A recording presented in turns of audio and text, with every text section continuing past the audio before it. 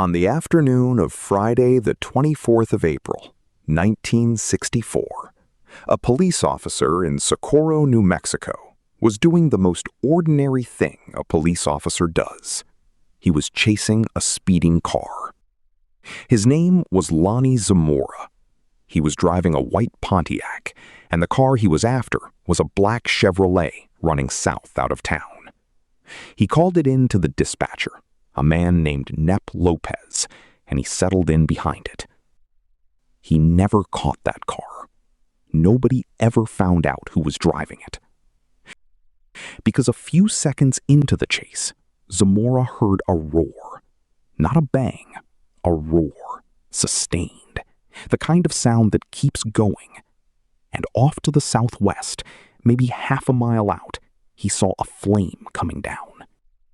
He described the color of it as bluish and sort of orange. There was a dynamite shack out that way. That is a real building, and it was on the maps. A little silver shed, about 6 feet tall and 4 feet square. And if you were a policeman in Socorro in 1964, and you heard an explosion from that direction, you would think exactly what Zamora thought.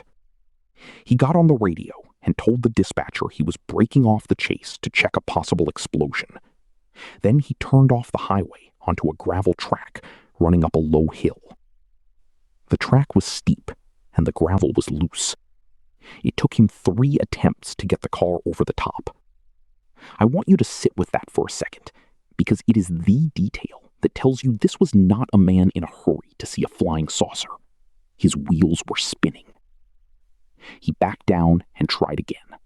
He backed down and tried again. Whatever was on the other side of that hill had been sitting there, in daylight, for as long as it took a middle-aged policeman to fight a patrol car up a slope 3 times. And then he came over the crest. What he saw, he said, was an object. It was standing in the gully below him, maybe 150 yards out. Egg-shaped, or oval, smooth, aluminium white, and shiny enough that the low sun was coming off it. He put it at 12 to 15 feet long and 6 to 8 feet high, and he said it stood on 4 legs. His first thought was that a car had gone off the road and rolled. He said that out loud, and it is in the file, and it is a very human thing to think. And there were 2 figures. He described them as small enough that he first took them for boys. They were in white coveralls, standing near the object, and one of them turned and looked in his direction. That is all he said about them, then or ever. He never called them anything. He never guessed at what they were. 2 small shapes in white, seen for a few seconds, at distance, by a man who was still trying to work out whether he was looking at a car crash. He drove closer. He lost sight of them. Then he got out of his car, and this is where the account stops being strange and starts being frightening. The roar came back. He said a flame appeared underneath the object, blue with an orange tip, and the sound went up with it. And Zamora, a serving police officer with a sidearm, turned and ran. He ran hard enough that he lost his glasses. He got behind the rise and put his head down and waited for the thing to explode. It did not explode. When he looked up, the object was in the air, level with him, moving away to the southwest without any sound at all. It followed the line of the gully. It cleared the dynamite shack by about 3 feet, and then it was gone, out towards 6 Mile Canyon. Sergeant Sam Chavez of the New Mexico State Police arrived about 3 minutes later. Zamora had radioed for him, and he had asked him to come out alone. Nick wrote down what Chavez told him about that arrival, and it is in the file in Hynek's own report. Chavez found Zamora very badly shaken, pale and sweating. And Chavez, who had known the man for years, tried to lighten it the way you do. He said, "What's the matter, Lonnie?" "You look like you've seen the devil." And Zamora said, "Well, maybe I have." Chavez then asked him to walk down into the ravine, and Zamora would not go first. He asked Chavez to go ahead of him. It was still bright daylight. It was Chavez who found the imprint. What the two of them found on the ground was 4 depressions arranged in a rough quadrilateral, some scorched brush still smoking, and marks that looked like footprints. There was one more witness that evening, and almost nobody has ever heard of him because he was never identified. A tourist driving north on US 85 pulled in at Whiting Brothers service station and said something to the manager, a man named Opal Grinder. He said aircraft flew low around here. Grinder said there were a lot of helicopters in the area. And the tourist said it was a funny-looking helicopter, if that's what it was. The thing had flown over his car, heading straight for the gully. And he mentioned one other detail, which is the detail that makes him matter. He said he had seen a police car heading up the hill. That was Zamora. An unidentified traveler with no stake in any of it saw the object going down and saw the policeman going up, and then he drove north and out of the story forever. But before any of that, before he ran, before the flame, Zamora saw one more thing, and it is the reason we are still talking about this case. On the side of the object, there was a marking, red, roughly 2 feet across. He drew it. Within days, this stopped being a local matter. The Air Force ran a program called Project Blue Book out of Wright-Patterson in Ohio. And Blue Book existed, for most of its life, to make reports like this one go away. That was the job. Find the weather balloon, find the planet Venus, write it up, and close it. Blue Book's scientific consultant was an astronomer named Dr. J. Allen Hynek, and Hynek had spent the better part of 20 years being the man who explained things. He was ordered to Socorro by Captain Hector Quintanilla, and he arrived on the 29th of April. He wrote his own report of the trip, and the first thing in it is not about the case at all. He landed at Albuquerque, and flash bulbs started going off. Reporters were waiting on the tarmac. He wrote that he heard somebody at the front of the plane say there must be a celebrity aboard, and discovered to his amazement that they meant him. He had neglected to ask the base to keep his arrival quiet. That is a small thing, and I mention it because it tells you the temperature. By the 28th of April, the Air Force sending one astronomer to a town of 6,000 people was national news. Before he drove down, Hynek made a phone call. He rang a scientist he knew who had worked with Zamora years earlier on a field trip looking for a fallen meteorite. He wanted to know what kind of man this was. The answer he got and wrote down was a completely clean bill of health, a completely reliable person. Here is what the Air Force actually did, and almost none of this is in the popular version of the story. They took soil samples, 5 of them. Captain Richard Holder handed them to Hynek, and they went for laboratory analysis. And the result is typed into the file in one flat sentence. Laboratory analysis of soil samples disclosed no foreign material or radiation above normal for the surrounding area. They checked the radar. Holder contacted the radar sites at White Sands and at Alamo Gordo, and there were no unidentified tracks in that area at that time. They checked for helicopters. Military helicopter activity was ruled out. Civilian activity, the file admits, could not be completely determined. And then they did something I had never seen in a Blue Book file before I read this one. They wrote to the aerospace industry and asked whose machine it was. Colonel Edward B. Giller, Deputy for Technology and Subsystems, on Air Force letterhead marked Official File Copy, sent out a request for information on lunar module projects. Not to one company, to Grumman Aircraft on Long Island, to Lockheed Aircraft in Burbank, to North American Aviation in Downey, California, to McDonnell Aircraft in St. Louis, to the Aerospace Division of Philco in Newport Beach. The wording is careful and bureaucratic and completely transparent about what they were doing. They wanted any unclassified information on the present status of lunar module projects conducted by your corporation. Think about what that letter means. In 1964, the United States was 4 years from the moon, and there were egg-shaped landing vehicles on 4 legs being built and tested all over the country. A policeman describes an egg-shaped vehicle on 4 legs sitting in a gully in New Mexico.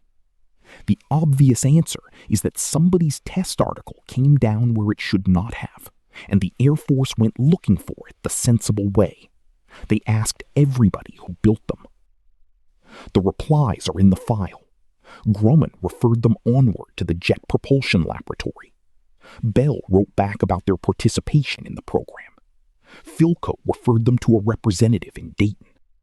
Nobody said it was theirs. And the file also holds a request the Air Force sent to the Federal Aviation Agency in Oklahoma City, asking them to identify the markings Zamora had drawn. The FAA wrote back that they were unable to furnish any information as to the type markings submitted for examination. United States registration markings for civil aircraft, they explained, begin with the letter N. They had no knowledge of any country using symbols like this one. So, the soil was ordinary. The radar was empty. The manufacturers said no, and the aviation authority could not identify the symbol. Which brings us to the symbol. The investigating officer's own report contains a sentence that I think is the single most important line in this entire file, and I have never heard anyone quote it. He is describing the quality of Zamora's testimony, and he writes, Zamora's description of the object is vague, the only specific detail being the marking. That is the assessment of the man doing the investigation. Everything Zamora said about the size and the shape and the figures was general, the kind of thing anybody says about something they saw for a few seconds. One element of it was sharp enough to be checked against the world. The marking. Red. He was firm about the color. The report says so. Mr. Zamora is firm in that the color was red. And a drawing of this marking, the report says, will be attached at the end. Now, on the 28th of April, 4 days after the landing, the Associated Press ran a story out of New Mexico. Buried in it, among a rush of other sightings that week, is this. State Police Sergeant Sam Chavez said he was told by Socorro policeman Lonnie Zamora that the object he saw had red markings on its silvery side. Chavez said Zamora told him the design was an inverted V with 3 bars crossing it, but that the Air Force had told him not to discuss the markings.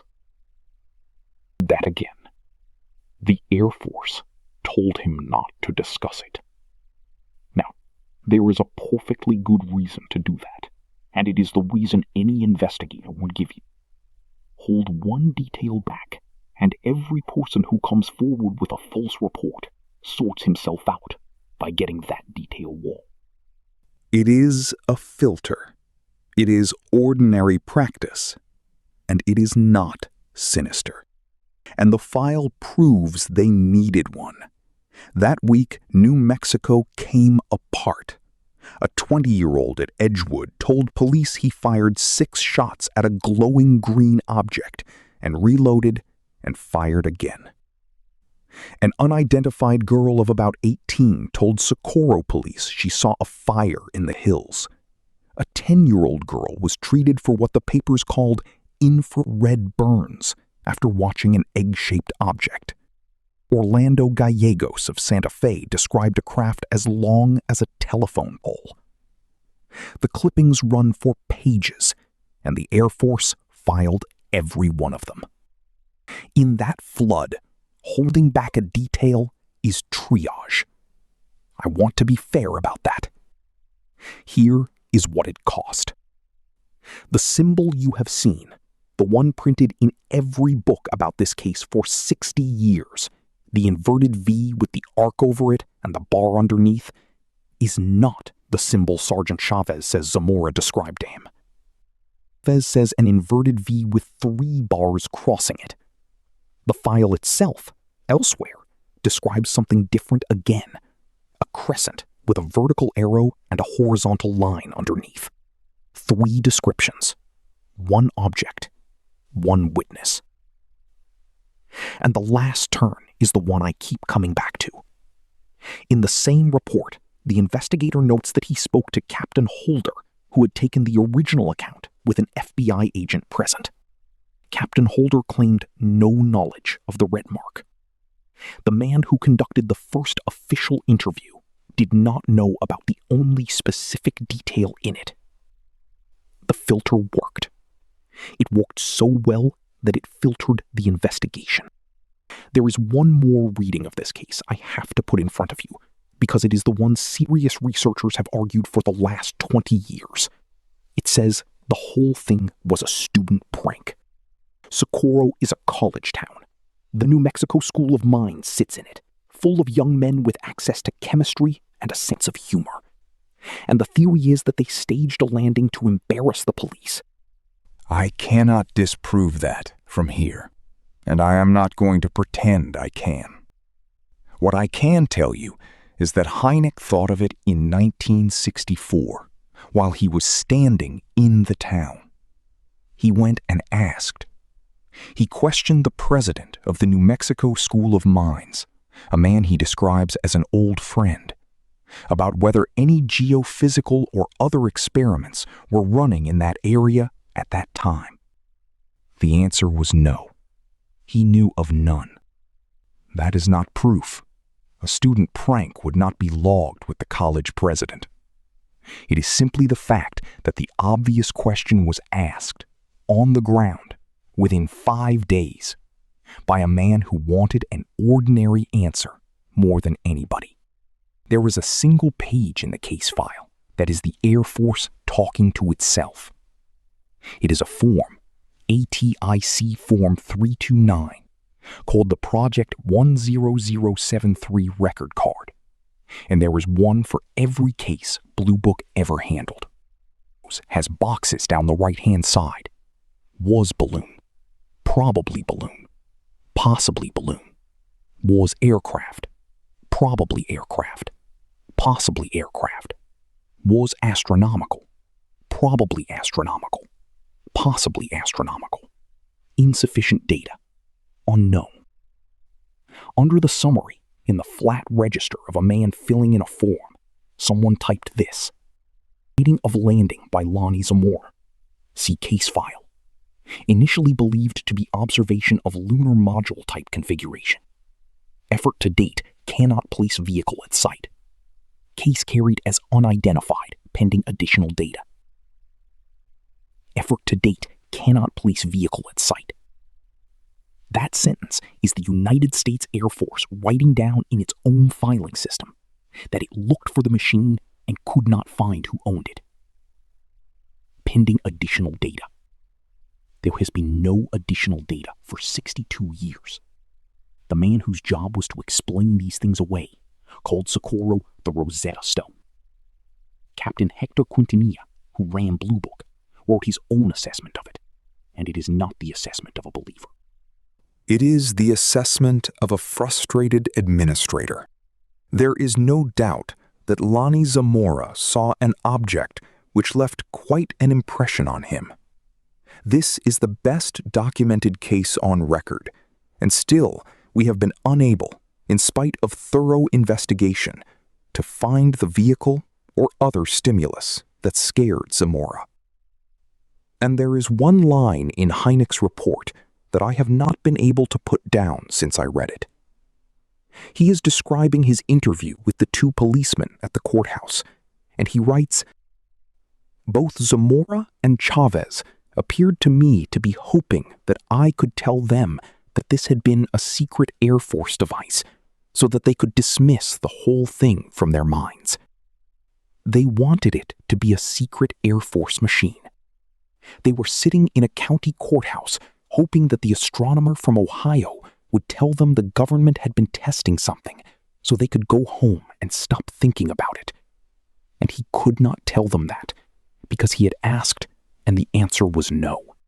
Lonnie Zamora stopped talking about it. He stayed in Socorro. He got tired of being the policeman who saw the thing, and by most accounts, he came to resent it. And he died in 2009, having gained nothing at all from any of it. The drawing he made is in the file. The photographs of the burned brush are in the file, with the caption written by hand on the print. The letters to Grumman and Lockheed and McDonnell are in the file. The FAA's polite refusal is in the file. I am not telling you that a craft from somewhere else landed in a gully outside Socorro, New Mexico. I do not know that. The Air Force did not know it either, and they had the soil and the radar and the manufacturers and 5 days head start. What I know is this.